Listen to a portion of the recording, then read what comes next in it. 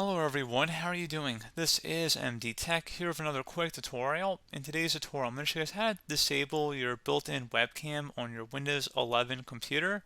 So this should be a pretty straightforward process here, guys. And without further ado, let's go ahead and jump right into it.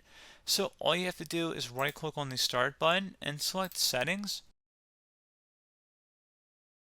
You want to select Privacy and Security. And then on the right side, you want to go down to underneath App Permissions, and you want to select Camera.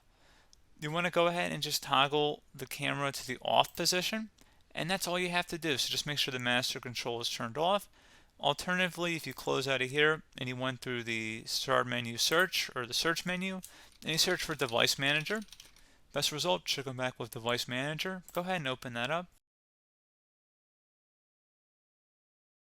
And you want to go and expand the camera section if you have one in here. So again, if you had a camera, you'd expand it and then right click on the item under it, select Properties, and then you would select the Details tab, and then you would select the Driver tab, and you would select Disable Device. So that's an alternative way of doing this as well. So again, pretty straightforward process here, guys. I do hope I was able to help you out, and I do look forward to catching you all in the next tutorial. Goodbye.